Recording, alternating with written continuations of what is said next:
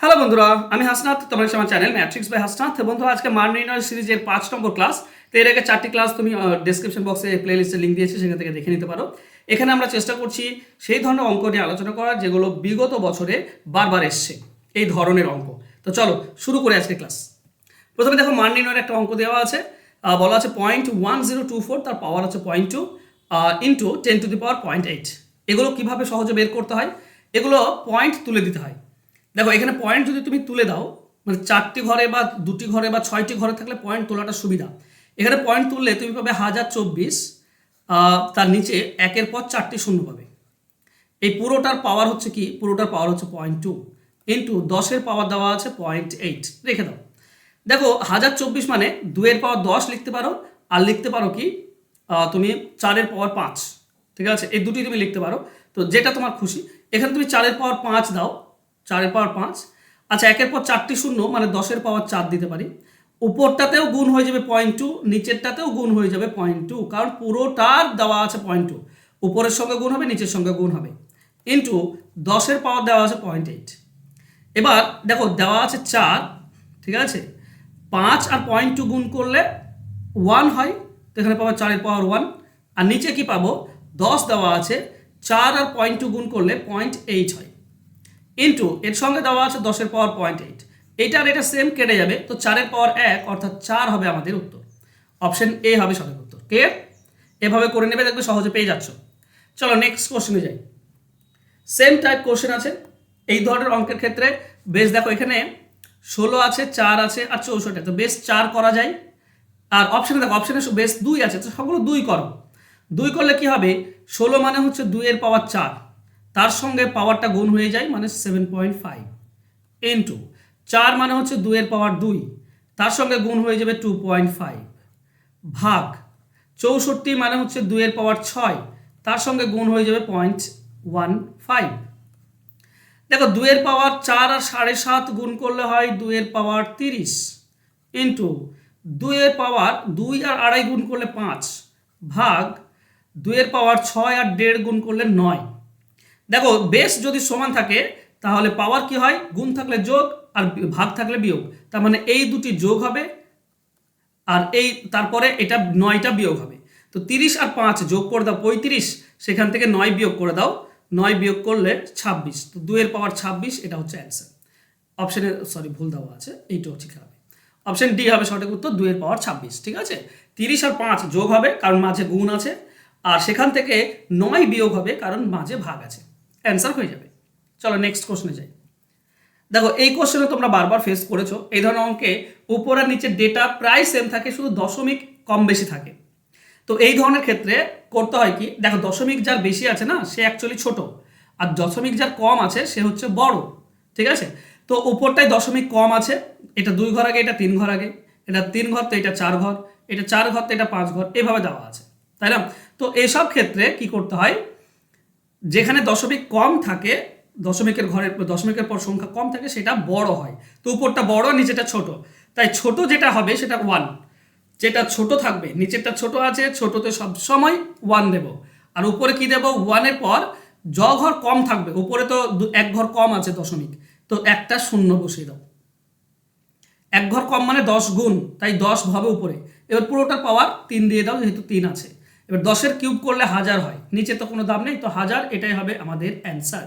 তো এই অঙ্ক খুবই সোজা, ট্রিক্সের মাধ্যমে করলে 2 সেকেন্ডে উত্তর পেয়ে যাবে তুমি। উপরে বেশি আছে তো বেশিতে 10 যাবে, নিচে 1, বাস। ওকে, কম যেটা সেটা সবসময় 1 হয়। এবার দেখো, সেম টাইপের অঙ্ক 4 নম্বরটা ভালো করে বোঝো। এখানে কি দেওয়া আছে, 0.06 দেওয়া আছে উপরে, তো নিচে দেওয়া আছে 0.003, আলাদা দেওয়া আছে, একই নেই।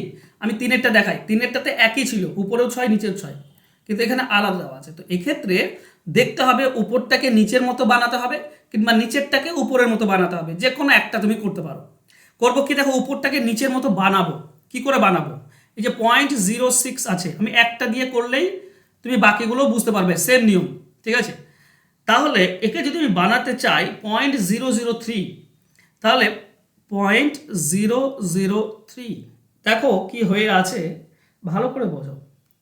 এর সঙ্গে যদি আমি 2 গুণ করে দিই তাহলে কি হবে, 0.006 হবে।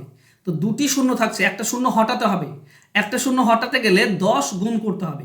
দেখো তুমি যদি 10 গুণ করে দাও তো দশমিক ডান দিকে সরে যায়, মানে 0.06 এটা হবে। ভাগ করলে বাঁ দিকে, কিন্তু গুণ করলে ডান দিকে সরে যায়, তো 0.06 হবে। তাহলে এটার সঙ্গে 0.003 তার সঙ্গে 20 গুণ করতে হচ্ছে, তাই না?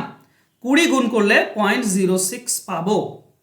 এটা তুমি সমাধান করেও দেখতে পারো, দেখবে এটার সমাধান করলে 0.06 পাচ্ছ। ক্লিয়ার?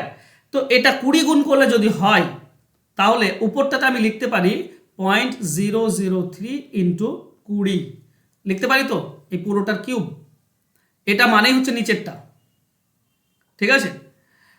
প্লাস সরি, এটা মানে হচ্ছে উপরটা, এটা মানে হচ্ছে উপরটা, উপরটাকে আমি এটা কনভার্ট করেছি। তাহলে এটার ক্ষেত্রেও সেই তাই হবে, 0.0003 ইন্টু 20 হবে তার কিউব।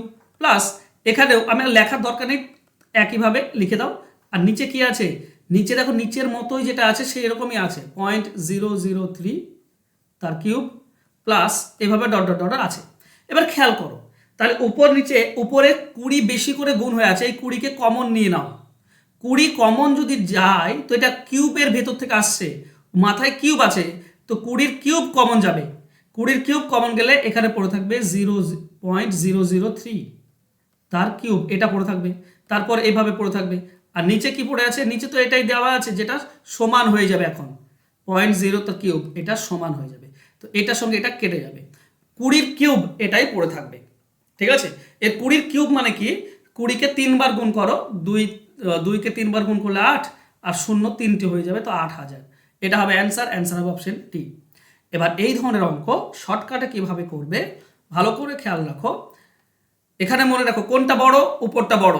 উপরটা দেখো 3-এর থেকে 6 হয়েছে মানে দ্বিগুণ হয়েছে, আর 1 ঘর দশমিক কম আছে মানে 10 গুণ, 1 ঘর দশমিক কম মানে 10 গুণ, ঠিক আছে? মানে আগের নিয়মটাই অ্যাপ্লাই হবে। আর নিচে হবে 1, নিচে কম আছে, কমটা সবসময় ওয়াই হয়। এবার পুরোটার কিউব দেওয়া আছে, পুরোটার কিউব করে দাও। তাহলে 2-এর কিউব হবে 8 ইন্টু 10-এর কিউব হবে 1000, তার মানে টোটাল হবে 8000। আশা করছি বুঝতে পেরেছো। এই ধরনের অঙ্ক এভাবে করে নেবে, সহজে অ্যান্সার পেয়ে যাবে, ঠিক আছে? আর আগের নিয়মেই যদিও বলি আমি তোমাদেরকে, আগের নিয়মে বলো কোনটা কম, নিচেরটা কম, তো 1, উপরটা বেশি, কত কত কত ঘর মানে কম বেশি আছে? 1 ঘর, 1 ঘর মানে 10 কম বেশি 10। এবার দেখো 3 আর 6 এই দুটির মধ্যে তো দ্বিগুণ হয়ে আছে উপরটা, তো উপরটাকে 2 দিয়ে গুণ করে দাও, তারপর কিউব, ঠিক আছে? আমি সমস্ত রকম ভাবে বুঝিয়ে দিলাম, এবার তোমাদের ব্যাপারে। অপশন ডি হবে সঠিক উত্তর। চলো নেক্সট কোশ্চেনে যাই। 5 into 3 to the power x সমান 405 হয়, তাহলে x to the power x এর মান কত? প্রথমত এই 5-এর সঙ্গে এটা কেটে দাও, 5 আর 40, 5 একে 5 81, তো 3-এর পাওয়ার এক্স মানে হচ্ছে 81, 81 মানে 3-এর পাওয়ার 4 হয়, 81 মানে হচ্ছে 3-এর পাওয়ার 4। তাহলে 3 আর 3 সমান আছে, তাহলে এক্স এর মান হচ্ছে 4। এক্স এর মান যদি 4 হয়, আমাকে চেয়েছে x to the power x মানে 4-এর পাওয়ার 4 এটা চেয়েছে, তো 4-এর পাওয়ার 4 256 হয়, তাই না? 4টি 4 গুণ করলে 256 হয়, তো অ্যান্সার হবে অপশন ডি। এটা সহজ ছিল। চলো একটা হোমওয়ার্ক রেখেছি, তো হোমওয়ার্কে যাওয়ার আগে বলি, তোমরা ডাব্লিউপি কেপ এবং ক্লার্কশিপের জন্য 100% যদি প্রিপারেশন চাও তো ভর্তি হয়ে যাও। আমি এখানে চ্যাপ্টার ধরে ধরে তোমাদেরকে অঙ্ক শেখাচ্ছি, ডিটেল শর্টকাট সবই পেয়ে যাবে। তো এ টু জেড ডাব্লিউপি কেপ এবং ক্লার্কশিপের জন্য কমপ্লিট হয়ে যাবে 299 টাকা দিয়ে। ফোন আছে, ফোন নাম্বার যোগাযোগ করে নাও। আর রেলওয়ের জন্য যারা প্রিপারেশন নিচ্ছ, তো রেলওয়েতে চ্যাপ্টার ওয়াইজ ক্লাস হবে, প্লাস প্রিভিয়াস ইয়ারের ক্লাস অঙ্ক করাবো, তো যাতে করে তোমাদের মানে প্রিপারেশনটা 100% কমপ্লিট হয়। তো তোমরা যদি রেলওয়ের জন্য প্রিপারেশন নিচ্ছ, রেলওয়ের এনটিপিসি, গ্রুপ ডি, আরপিএফ হোক বা লোকো পাইলট, তাহলে কিন্তু এই ব্যাচে ভর্তি হতে পারো, যেখানে তুমি এ টু জেড অঙ্ক শিখতে পারবে চ্যাপ্টার ধরে ধরে, প্লাস প্রিভিয়াস ইয়ার এই পুরোটাই কমপ্লিট হবে। তো এখানেও ফোন নাম্বার নিচে দেওয়া আছে, যোগাযোগ করে নিও। চলো হোমওয়ার্ক বলেছে মান নির্ণয় করতে বলেছে। 81-এর পাওয়ার হচ্ছে 0.2112 ইন্টু 9-এর পাওয়ার হচ্ছে 0.26, এর মান কত হবে? দেখো অনেকেই হোমওয়ার্কের অ্যান্সার না করে তোমরা চলে যাচ্ছ, তোমরা এখানে এড়িয়ে যেতে পারো, কিন্তু পরীক্ষার হলে তো তুমি এড়িয়ে গেলে চলবে না। পরীক্ষার হলে এড়িয়ে গেলে চাকরি তোমাকে এড়িয়ে চলে যাবে, এটা মনে রেখো। এখানে অনেকেই কমেন্ট করছো না, সঠিক উত্তর কমেন্ট করছো না, এড়িয়ে চলে যাচ্ছ। কে হোমওয়ার্ক নিয়ে আবার মাথা ব্যথা, খাতা বের করা, কলম বের করা, বা কে করতে যাবে? কিন্তু মনে রেখো, আজ তুমি হেলাই দিয়েছ ব্যাপারটা, কাল যখন পরীক্ষা দেবে তখন চাকরি তোমাকে হেলাই দেবে, চাকরি তোমাকে ছেড়ে চলে যাবে, মনে রেখো, তাই না? নিজেকে পরিশ্রম করাতে শেখো, নিজের ব্রেনকে পরিশ্রম করাতে শেখো, তুমি যত এখন পরিশ্রম করবে তত সহজভাবে তুমি পরীক্ষাটা দিতে পারবে, তত ভালো তোমার ফল হবে, এটা মনে রেখো। চলো, ক্লাস যদি ভালো লাগে আজকের তো লাইক, কমেন্ট এবং শেয়ার করে দিও। আর যারা এখনো সাবস্ক্রাইব করেনি চ্যানেলকে সাবস্ক্রাইব করে নিও। ধন্যবাদ।